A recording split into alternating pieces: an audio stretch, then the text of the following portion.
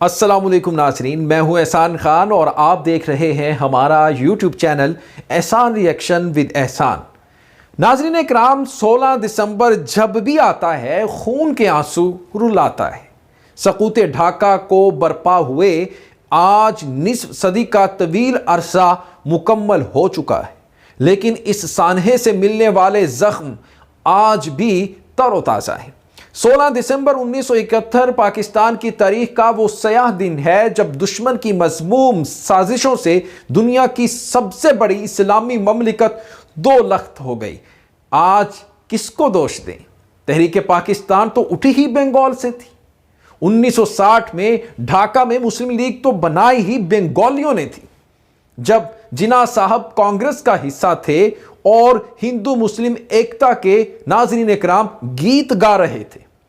1947 کی پارٹیشن سے قبل حسین شہید سہروردی پورے متحدہ بنگال کے منتخب وزیر اعظم تھے۔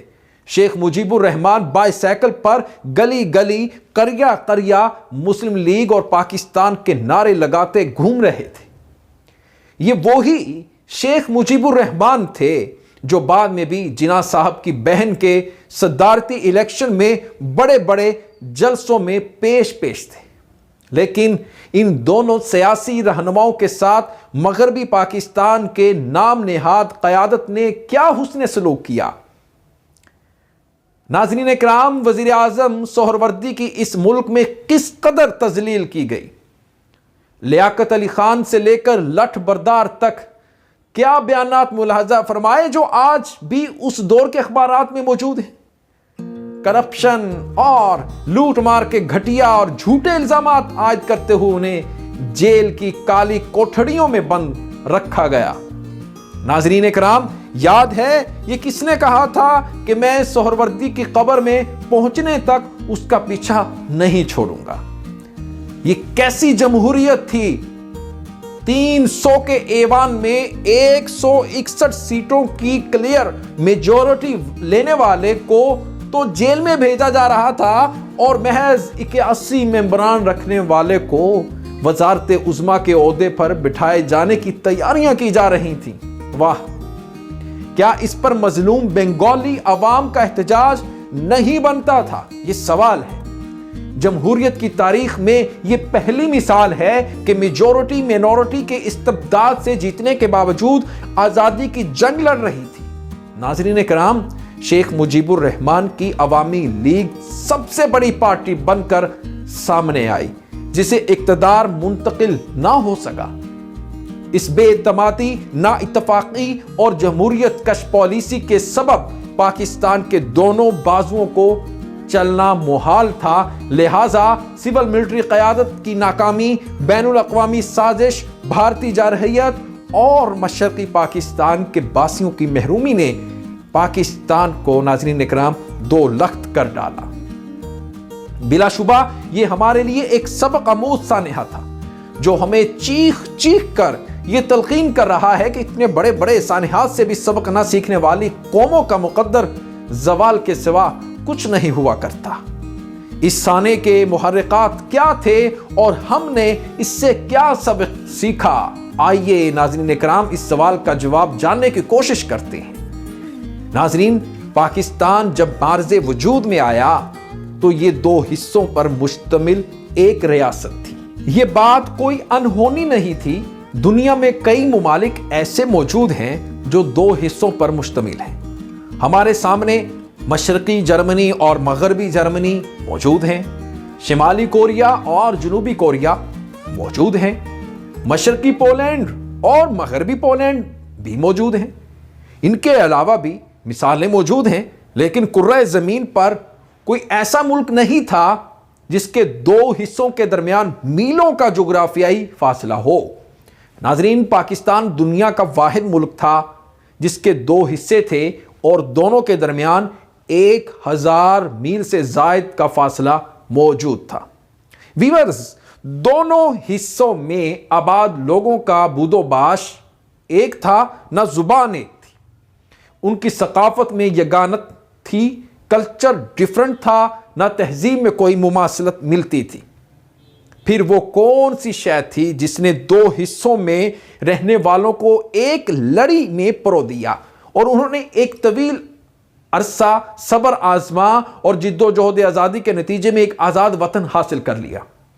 وہ نظریہ اسلام ہی تھا ناظرین، جس نے دونوں حصوں کے رہنے والوں کو وحدت کی لڑی میں پرو دیا تھا۔ وہ کلمہ طیبہ ہی تھا جس نے اس لڑی کو سلامت رکھنا تھا۔ جی ہاں ناظرین، 14 اگست 1947 میں پاکستان بن گیا۔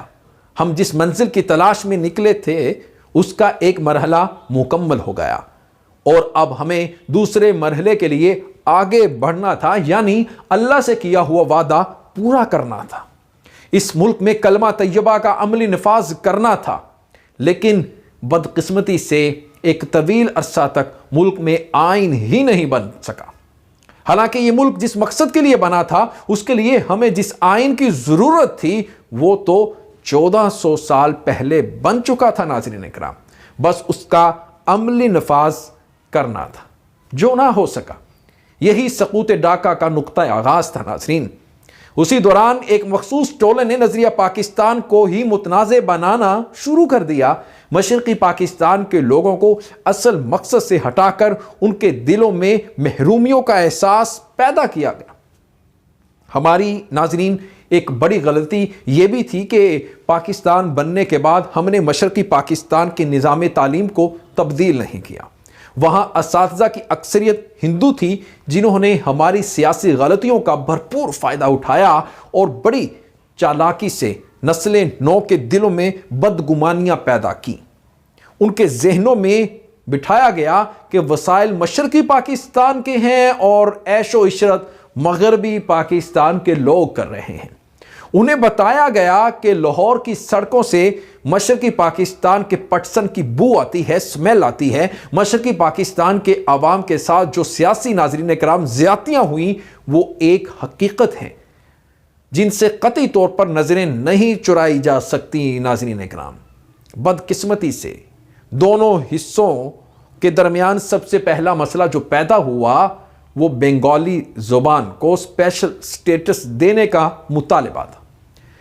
مغربی پاکستان صرف اردو کو قومی زبان کا درجہ دینے پر تیار تھا اور ساری کوششیں اسی کے اوپر ہی ہو رہی تھی، اور دوسری طرف 1948 میں مشرقی پاکستان کے عوام نے کرنسی نوٹوں اور ڈاک کی ٹکٹوں سے بنگالی زبان کے خاتمے کے فیصلے کے خلاف احتجاج کیا۔ اس تحریک کو عروج 21 فروری 1952 کو ملا جب پولیس نے ڈھاکہ یونیورسٹی میں احتجاج کرنے والے طلبہ پر ناظرین اکرام گولی چلا دی اور 2 طالب علم جاں بحق اور 20 زخمی ہو گئے۔ مشرقی حصے کی آبادی متحدہ پاکستان کی آبادی کا 50% تھی۔ آبادی کا بڑا حصہ ہونے کے باوجود وسائل کی تقسیم ناظرین غیر منصفانہ تھی، اور ایک بار پھر کہوں گا کہ شیخ مجیب الرحمان کی عوامی لیگ سب سے بڑی پارٹی بن کر سامنے آئی، جسے اقتدار منتقل نہ ہو سکا بدقسمتی سے۔ اس بے اعتمادی، نا اتفاقی اور جمہوریت کش پالیسیوں کے سبب پاکستان کے دونوں بازوؤں کو چلنا محال تھا ناظرین۔ لہٰذا سول ملٹری قیادت کی ناکامی، بین الاقوامی سازش، بھارتی جارحیت اور مشرقی پاکستان کے باسیوں کی محرومی نے پاکستان کو دو لخت کر ڈالا۔ ناظرین، رپورٹ آپ کو کیسی لگی؟ کمنٹ سیکشن میں اپنی فیڈ بیک سے ہمیں ضرور آگاہ کریں۔ نیکسٹ ویڈیو میں آپ کے ساتھ ایک بار پھر ملاقات ہوگی، تب تک کے لیے مجھے دیں اجازت۔ اللہ حافظ۔